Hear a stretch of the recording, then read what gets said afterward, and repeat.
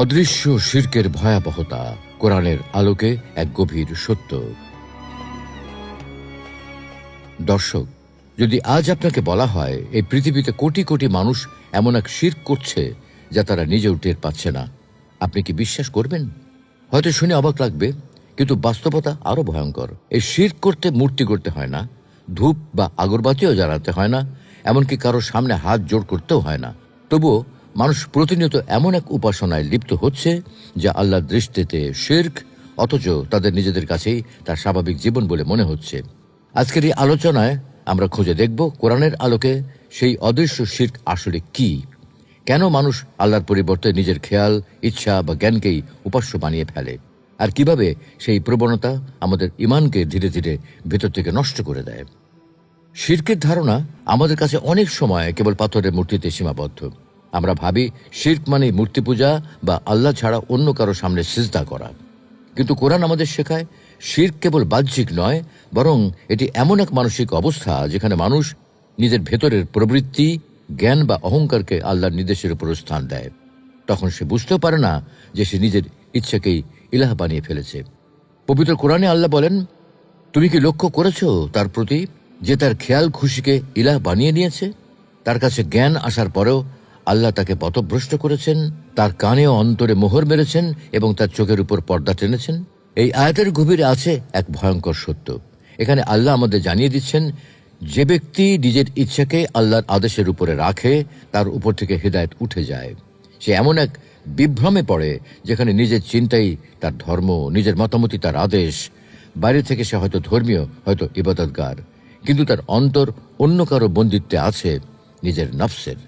সুপ্রিয় দর্শক, কোরআন স্পষ্ট করে বলছে, আল্লাহ ছাড়া যাকেই আমরা ইলাহ মনে করি, যত শক্তিশালী বা প্রভাবশালী সে হোক না কেন, বাস্তবে তার কোনো ক্ষমতা নেই। সূরা মুমিনে বলা হয়েছে, অতঃপর তাদের বলা হবে, কোথায় তারা যাদেরকে তোমরা আল্লাহ শিরক করেছিলে? তারা বলবে, তারা তো আমাদের কাছ থেকে উধাও হয়ে গেছে। অর্থাৎ যারা আল্লাহকে বাদ দিয়ে অন্য কিছুকে ইলাহ বানিয়েছিল, তারা পরকালে বুঝবে যাদের উপর তারা নির্ভর করেছিল তারা আসলেও নিজেরাও অসহায় ছিল। জাহান্নামে পৌঁছে তারা স্বীকার করবে, আমাদের উপাস্যরা আজ কোথায়? তারা তো আমাদের সাহায্য করতে পারল না। তখনই তারা বুঝবে পুরো জীবন তারা এক ভ্রান্তির পেছনে ছুটেছিল।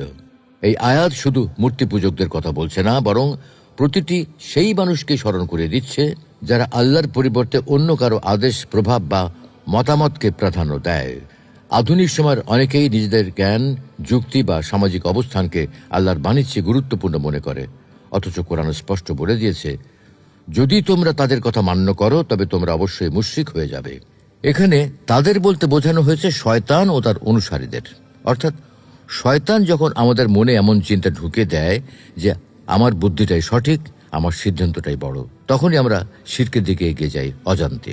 কোরআনের বাণী আমাদের শিখিয়েছে অহংকারী শিরকের মূল। ইবলিস শয়তান কখনো আল্লাহর অস্তিত্ব অস্বীকার করেনি, কিন্তু যখন আল্লাহ তাকে আদেশ করলেন আদম আলাইহিস সালামকে সিজদা করতে, সে বলল, আমি তার চেয়ে শ্রেষ্ঠ, আমাকে আগুন দিয়ে সৃষ্টি করা হয়েছে আর তাকে মাটি দিয়ে। এই এক কথাতেই সে নিজের বিচারকে আল্লাহর আদেশের উপর স্থান দিল। এখানেই শুরু হলো তার পতন, এখানেই শুরু হলো অহংকারের শিরক। সেদিন থেকে শয়তান মানুষকে সেই একই ভুল শেখাতে থাকে। তুমি নিজে চিন্তা করো, নিজের পথ নিজেই ঠিক করো, আল্লাহর আদেশ মানলে স্বাধীনতা হারাবে। এই প্রতারণায় মানুষকে ধীরে ধীরে এমন অবস্থায় নিয়ে যায় যেখানে সে নিজের মনের ইচ্ছেকেই ঈশ্বরের মতো মানে। অহংকার আসলে কোনো বাস্তব জিনিস নয়, এটি এক মানসিক প্রতিচ্ছবি। যেমন কেউ যদি বিকৃত আয়নায় নিজের প্রতিফলন দেখে ভাবে সে অনেক বড়, শক্তিশালী ও সুন্দর, অথচ বাস্তবে সেটা কেবল বিকৃতি। অহংকারও ঠিক তেমনি মনের বিকৃত প্রতিচ্ছবি, যা মানুষকে নিজের দুর্বলতা ভুলিয়ে দেয়। অহংকার মানে কেবল গর্ব নয়, বরং এটি সেই অবস্থান যেখানে মানুষ নিজের মতামতকে আল্লাহর বাণীর উপরে রাখে। যখন আমরা বলি এই বিষয়টা আমি অন্যভাবে দেখি, অথচ জানি কোরআন হাদিস এর বিপরীত কথা বলছে, তখন সেই ভাবনাটাই আমাদের অন্তরে অদৃশ্য শিরকের বীজ বপন করে। দর্শক, যদি আমরা ভাবি শয়তান শুধু বাহ্যিকভাবে প্ররোচনা দেয়, তাহলে আমরা ভুল করব। সে মানুষের ভেতরেই কাজ করে। ইবলিস যখন আল্লাহর কাছে কিয়ামত পর্যন্ত অবকাশ চেয়েছিল, সে 4টি জিনিসও দাবি করেছিল: কিয়ামত পর্যন্ত জীবিত থাকা, জীবিকার ব্যবস্থা পাওয়া, অদৃশ্য হওয়ার ক্ষমতা এবং মানুষের দেহে রক্তের মতো চলাফেরা করার অনুমতি। আল্লাহ থেকে অনুমতি দিয়েছিলেন, কিন্তু পরীক্ষার জন্য, শক্তির জন্য নয়। আজও সে সেই ক্ষমতা ব্যবহার করে মানুষের অন্তরে সন্দেহ ঢুকিয়ে দেয়। এটা করলে কেউ কিছু বলবে না, আল্লাহ তো ক্ষমাশীল, নিজের ভালোটা আগে ভাবো। এই চিন্তাগুলো প্রথমে নিরীহ মনে হলেও ধীরে ধীরে তা আল্লাহর আদেশ থেকে আমাদের দূরে সরিয়ে দেয়। পবিত্র কোরআনে আল্লাহ সতর্ক করে বলছেন, নিশ্চয়ই শয়তানরা তাদের বন্ধুদের প্ররোচনা দেয় যাতে তারা তোমাদের সাথে বিবাদ করে। যদি তোমরা তাদের কথা মান্য করো তবে তোমরা অবশ্যই মুশরিক হয়ে যাবে। এই আয়াতের বার্তা অত্যন্ত স্পষ্ট।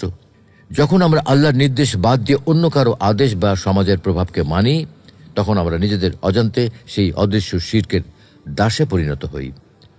অদৃশ্য শিরক কেবল বিশ্বাসের ক্ষতি করে না, এটি ধীরে ধীরে মানুষের চরিত্র, বিবেক ও আখলাককে নষ্ট করে দেয়।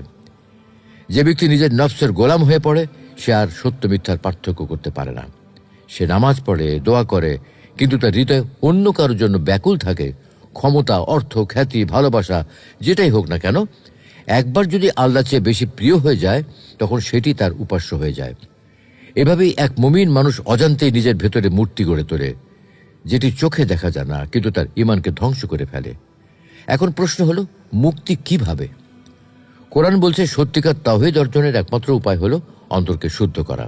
শুধু বাহ্যিক শিরকি কাজ থেকে নয়, বরং নফস, অহংকার ও খায়েশ থেকেও মুক্তি নিতে হবে। যে ব্যক্তি নিজের ইচ্ছাকে আল্লাহর আদেশের নিচে রাখে, সেই প্রকৃত মুমিন। পবিত্র কোরআনে আল্লাহ বলছেন, যে তার নফসকে পরিশুদ্ধ করেছে সেই সফল হয়েছে, আর যে তা কলুষিত করেছে সেই ব্যর্থ। তাহলে বোঝা যাচ্ছে, শিরক কেবল এক বিশ্বাসের বিচ্যুতি নয়, এটি এক অভ্যন্তরীণ যুদ্ধ। যে এই যুদ্ধ জিতে নিজের নফসকে দমন করতে পারে, সেই প্রকৃত তাওহীদের পথে চলে। সুপ্রিয় দর্শক, আজ আমরা যেসব বিষয় নিয়ে গর্ব করি, জ্ঞান, সম্পদ, সৌন্দর্য, ক্ষমতা, এসবই ক্ষণস্থায়ী। এগুলোর কোনোটি আল্লাহর বিকল্প হতে পারে না। একজন মানুষ যদি নিজের সিদ্ধান্তকে আল্লাহর সিদ্ধান্তের উপরে রাখে, তবে সে যত ইবাদতই করুক না কেন, অন্তরে শিরক প্রবেশ করে যায়। তাই আমাদের প্রতিটি কাজের আগে ভাবতে হবে, আমি এটা করছি আল্লাহর জন্যে নাকি নিজের সন্তুষ্টির জন্যে। শিরক থেকে মুক্তি মানে কেবল মূর্তি পূজা থেকে বিরত থাকা নয়, বরং নিজের আত্মাকে সেই জায়গায় ফিরিয়ে নেওয়া যেখানে আল্লাহই একমাত্র আশ্রয়, একমাত্র প্রভু, একমাত্র ভালোবাসার কেন্দ্র। শেষে এক গভীর বাস্তবতা মনে করিয়ে দিই, ইবলীসের মতো আমরাও যদি নিজের মতকে আল্লাহর আদেশের উপরে রাখি, তবে বাহ্যিকভাবে আমরা যত ধার্মিকই হই না কেন, ভেতরে আমরা শিরকের পথে। অন্যদিকে যে ব্যক্তি নিজের অহংকার ভেঙে আল্লাহর সামনে মাথা নত করে, তার হৃদয় হয় প্রকৃত মসজিদ, যেখানে কেবল এক আল্লাহর নাম উচ্চারিত হয়। সুপ্রিয় দর্শক, এই পৃথিবীতে সবচেয়ে বড় মুক্তি হলো নিজের ভেতরের ইলাহকে চিনে ফেলা। যেদিন আমরা বুঝবো আমাদের নফস, আমাদের ইচ্ছা, আমাদের অহংকার সবই মিথ্যা দেবতা, সেদিন থেকেই আমাদের আত্মা সত্যিকার অর্থে মুক্ত হবে। কারণ এক আল্লাহ ছাড়া কেউই ইলাহ নয়, কেউই উপাসনার যোগ্য নয়। যে মানুষ এই সত্যটি হৃদয়ে স্থাপন করে, সেই আসল সফল মানুষ, দুনিয়াতে ও আখেরাতেও। লা ইলাহা ইল্লাল্লাহ, এই কালেমার মানে শুধু মুখের উচ্চারণ নয়, বরং অন্তরের এক বিপ্লব। যে বিপ্লব আমাদের অহংকারকে ভেঙে দেয়, আমাদের নফসকে বন্দী করে এবং আমাদের হৃদয়কে এক আল্লাহর ভালোবাসায় পূর্ণ করে তোলে।